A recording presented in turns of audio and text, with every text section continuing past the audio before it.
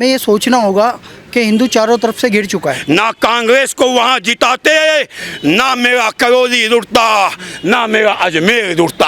आज जो अजमेर में जाके मत्था टेकते हैं वही धन उनकी ताकत बनती है। आपने देखा होगा कन्हैया लाल की हत्या हो गई, एक हिंदू संगठन, एक बाबा संगठन निकल के नहीं आया कि हम तुम्हारे साथ हैं। अरे मंदिरों की कमाई तो खाते हो ना मेरे बाबा लोगों। आज हिंदू खतरे में नहीं, समाप्ति की ओर है। कहते हैं हिंदू कभी समाप्त नहीं होता। पाकिस्तान से तो हो गया, अफगानिस्तान से तो हो गया, ईरान इराक से तो हो गया, कंधार से तो हो गया, बांग्लादेश से तो हो गया, कश्मीर से तो हो गया, बंगाल से तो हो गया। अबे हिंदू समाप्ति की ओर है। तो मोदी सरकार केवल एक काम कर दे, 6 महीना के लिए इन पे सरिया लागू कर दे, ये हत्याएं बंद हो जाएगी। आपने देखा होगा पीछे बंगाल में कई हत्याएं की गई, कारण कि जब 4 हत्याएं हो जाएगी तो गली के जो छिछोरे गुंडे हैं वो जाके हिंदुओं को डराएंगे कि तुम्हारा वोट डालना मना है, आप घर से नहीं निकलोगे वोट डालने के लिए। तो ये है कि लगातार कन्हैया लाल को धमकी मिल रही थी, लेकिन राजस्थान पुलिस ने कोई एक्शन नहीं लिया और उसकी हत्या हो जाती है। वो सब प्रोपोगंडा था। पहले कन्हैया लाल कंप्लेंट लिखता है, उसको वायरल किया जाता है, हजारों हिंदू देख लें, कहने के बाद गर्दनें काट दी जाएगी।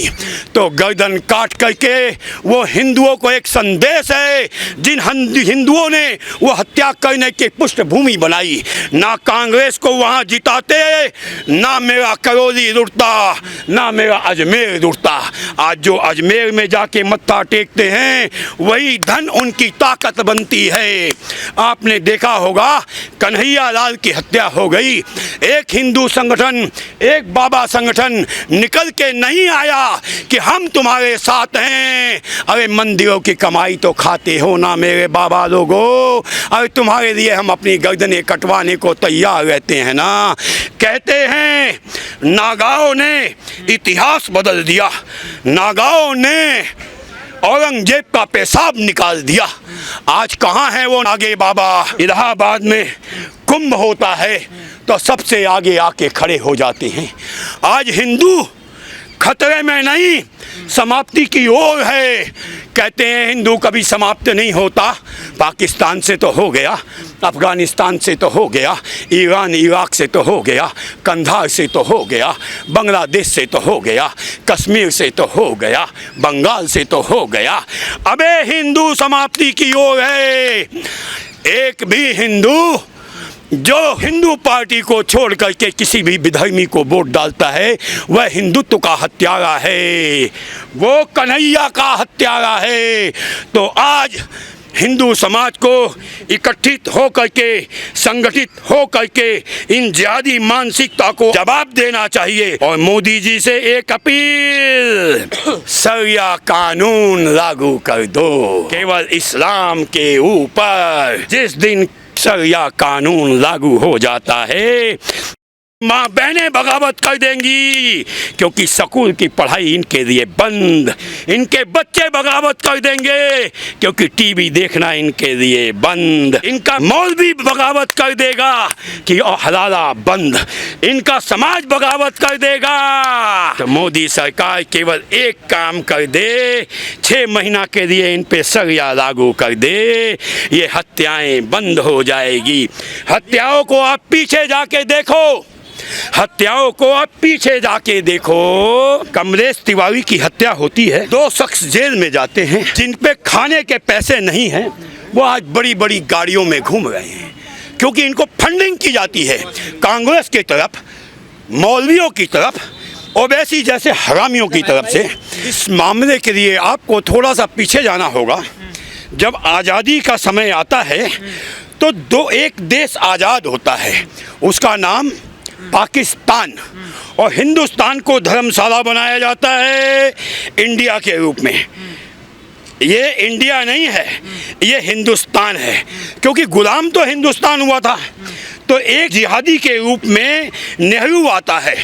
नेहरू जिन्ना 2 भाई होते हैं, इनका विचार होता है कि आज नहीं तो आज हमें इसको इस्लामिक देश बनाना है, लेकिन बहुमत हिंदुओं का होने के कारण ये अपने षड्यंत्र में कामयाब नहीं हो पाते, जिस कारण आबादी के अनुरूप पाकिस्तान बना देते हैं और छदम हिंदू बनकर के नेहरू हिंदुत्व के पेट में बैठ जाता है और पेट में कैंसर का मरीज पैदा कर देता है। आने वाले समय में इंदिरा उसकी विचारधारा को बढ़ाती है नसबंदी के रूप में कि हिंदू समाप्त हो जाएगा। हिंदू समाप्त होने के कगार पे भी खड़ा हो गया। कश्मीर हाथ से निकल गई, बंगाल हाथ से निकलने के कगार पे खड़ा हो गया, कई प्रांतों में इनकी आबादी बढ़ गई। इस बीच में एक दीवार खड़ी होती है जिसका नाम है योगी और मोदी। गजवाए हिंद के रास्ते में जब एक दीवार खड़ी हो जाती है तो ये कीड़े बिलबिलाते हैं कि मेरा 70 साल का मेहनत तो खत्म हो गया।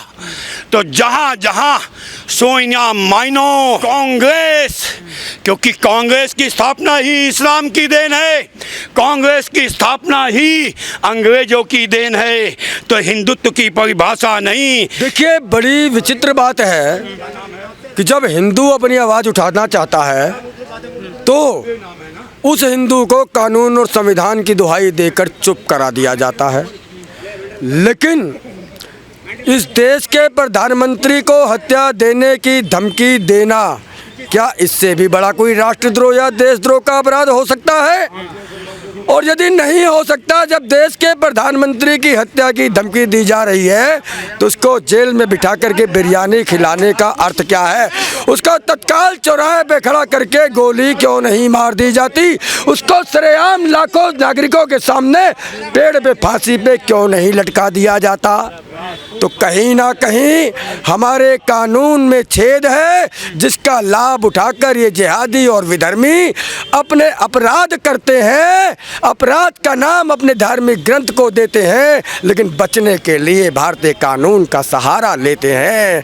तो आज वो समय आ चुका है कि जो हमारे कानून हैं, जो हमारे संविधान हैं, उनका पुनर्लेखन होना चाहिए।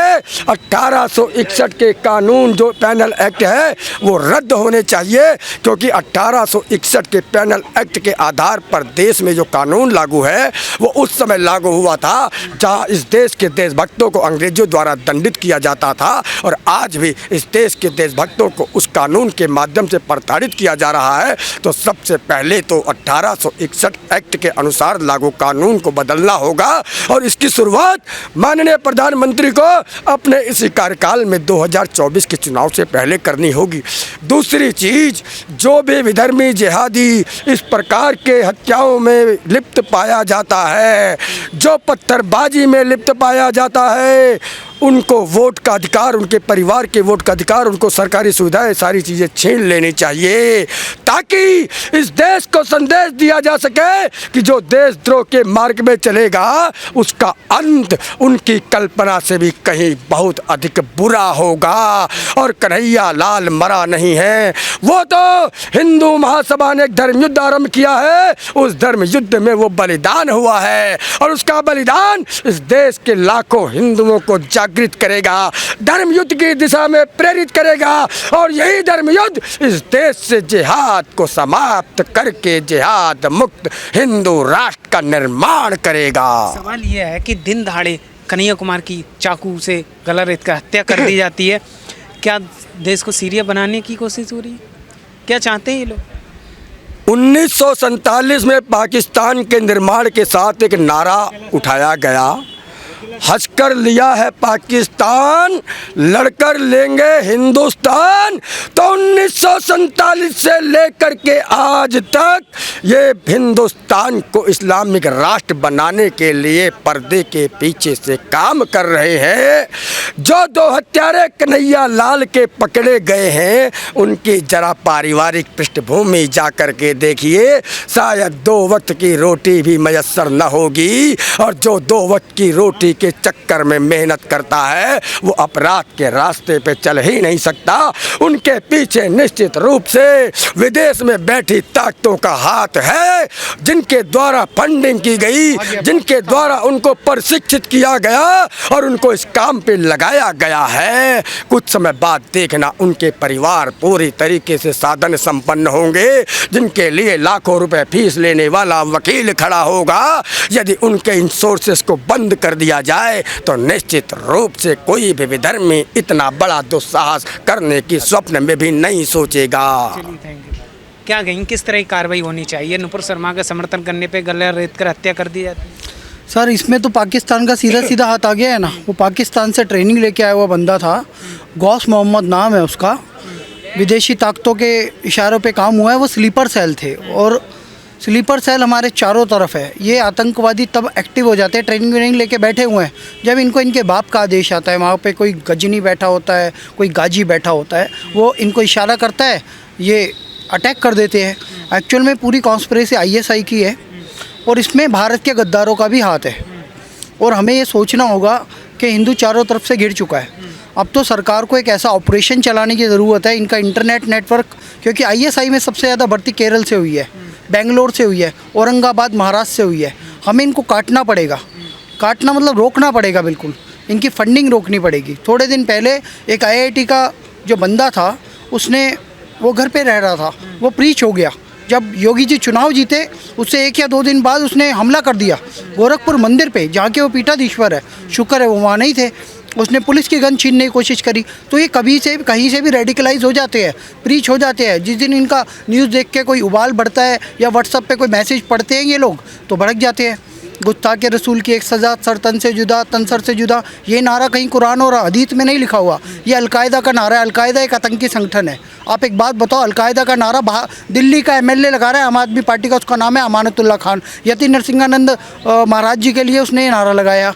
भाई किसी भी इस्लामिक कंट्री में 56 इस्लामिक देश है, सबका अलग अलग तकिया कलाम है। ईरान का अलग है, वो शिया है। सरतन से जुदा का जो नारा दिया था वो तो सरतन से जुदा कर दिया कन्हैया लाल का। तो कर दिया है। वो पाकिस्तान से प्रीच बनता था यहीं का गौस मोहम्मद। ट्रेनिंग उसने यहीं पे, ट्रेनिंग पाकिस्तान से ली। मारा हिंदुस्तान के बंदे को, कन्हैया को मैसेज दिया कि नुपुर शर्मा को तो हम मार नहीं सके, कम से कम इसको मार के वीडियो रिलीज़ करके वायरल करके देश में अस्थिरता तो पैदा करें, क्योंकि इनके स्लीपर सेल सारे फैले हुए हैं। उसने मैसेज क्या कन्वे किए, मैसेज को समझे सर। मोदी तूने लड़ाई शुरू करी है, अंत हम करेंगे और ये तलवार तेरे तक पहुंचेगी। वो तो खुद तो पहुंचा नहीं पाएंगे, अब तो वो मर जाएंगे। NIA ने हाथ में ले लिया केस, लाइफ टाइम नहीं छूटने वाले। लेकिन उन्हें अपने जो स्लीपर सेल थे उनको संदेश दे दिया है कि ये स्प्रेड होता जाएगा, ये आगे बढ़ते जाएंगे। तो इन जिहादियों को रोकने के लिए हमें एक सख्त कानून बनाने पड़ेंगे, क्योंकि यह देश लोकतांत्रिक देश है, संविधान से चलने वाला देश है। यहाँ शरिया कानून की या जिहाद की ज़रूरत नहीं है। जो जिहाद की बात करे, जो आतंकवाद की बात करे, साले को सफाया करो, ठीक है ना। चाहे वो कोई नेता हो, चाहे वो SP का हो, BSP का हो, कांग्रेस का हो, कोई भी जिहादी भाषा बोले, या तो उस पर शरिया कानून लागू करो क्रिमिनल में, क्योंकि इन्होंने शरिया कानून लागू कर रखा है। 4 बीवी 40 बच्चे सिर्फ मैरिटल अफेयर में। लगातार कन्हैया लाल को धमकी मिल रही थी, और लेकिन पुलिस में उनने कंप्लेंट करी, राजस्थान पुलिस ने कोई एक्शन नहीं लिया, कोई कार्रवाई नहीं की, लेकिन उनकी हत्या हो जाती है फिर। सर ये बहुत बड़ा प्रश्न है। 10 तारीख को उस बंदे के अड़ोसी पड़ोसी लोग 25-30 लोग इकट्ठे होकर इसकी दुकान पे आए कि तुमने नुपुर शर्मा को क्यों समर्थन किया। वो बंदा भी पूछ सकता था, भाई मेरे भी तो महादेव का अपमान हुआ है। तस्लीम रहमानी नाम के व्यक्ति ने महादेव का अपमान किया, SDPI का प्रवक्ता है। मोहम्मद जुबैर जिसे कल पुलिस ने अरेस्ट किया है, उस व्यक्ति ने वो वीडियो वायरल की थी, उसका एक भाग वायरल कर दिया जिसमें कि नुपुर शर्मा को दिखाया हुआ था। लेकिन तस्लीम रहमानी ने जहाँ पे शिवलिंग का अपमान किया, महादेव का अपमान किया, वो पार्ट नहीं दिखाया। तो एक तरफा हो गई कहानी। जब एक तरफा कहानी होगी तो इन्होंने क्या कहा, मोहम्मद साहब का अपमान हुआ है। जब मोहम्मद साहब के अपमान पे बात आती है तो इनका एक भाग बढ़ जाता है। उस बंदे ने बेस्ड किया ये काम, लेकिन हमारी पुलिस को, हमारे एडमिनिस्ट्रेशन को, हमारे जो B मिनिस्टर है, इन सबको वीडियो देखना चाहिए था। दूसरे पार्ट को भी वायरल करवाना चाहिए था, क्योंकि ये लोगों की तो भावना भड़क गई। ये लोग तो क्या होता है, जिहादी बन जाते हैं तुरंत। कहाँ से मौलाना मौलवी के कहने पे कभी कानपुर में दंगा कर दिया, कभी रांची में दंगा कर दिया। तो हमें ये समझना पड़ेगा, इनका जो पैटर्न है वो चेंज करना पड़ेगा। अब ये आगे कत्लेआम पे, कत्लो गैरत, सिविल वार, उसको शुरू होने से पहले हमें स्टॉप करना पड़ेगा। स्टॉप करने के लिए सरकार को सख्त कदम उठाने पड़ेंगे। ऐसे जिहादियों को दोबारा पनपने ना दे, इस देश में दोबारा कोई गौर मोहम्मद पैदा ना होने पाए, ऐसी कार्रवाई होनी चाहिए मोदी सरकार की तरफ से। क्योंकि धमकी सिर्फ कन्हैया का गला नहीं काटा गया है, कन्हैया लाल तेली नाम था भारत का अंतिम व्यक्ति। भारत के अंतिम व्यक्ति का गला काटने के बाद भारत के प्रधानमंत्री जो सर्वश्रेष्ठ है, इस देश के राजा हैं, उसको धमकी दी गई कि एक गर्दन तुम्हारे पास भी आएगी, तुम्हारी गर्दन के पास। ऐसी धमकी देने वाले के साथ ऐसा ट्रीटमेंट होना चाहिए कि दोबारा कोई गौर मोहम्मद जन्म न ले सके। किस तरह की कार्रवाई होनी चाहिए? हत्यारे गिरफ्तार हो चुके हैं। सर कार्रवाई ये होनी चाहिए, पहले तो उनसे पूरी इन्वेस्टिगेशन कर लें भाई कहाँ कहाँ से हाथ है, और 10 सर्जिकल स्ट्राइक करनी हो तो करो। पाकिस्तान में घुस के मारो। लब्बैक एक संगठन है, लब्बैक संगठन से जुड़े हुए थे। लब्बैक इन्होंने नारा भी लगाया है। वो क्या करता है, ओपन इनको एडमिट कराता है अपने आतंकी संगठन में। उनका एक उसका मैं नाम भूल रहा हूँ, ये इनवाइट करते हैं आतंकी बनने के लिए। उनमें से कुछ ये लोग भी थे।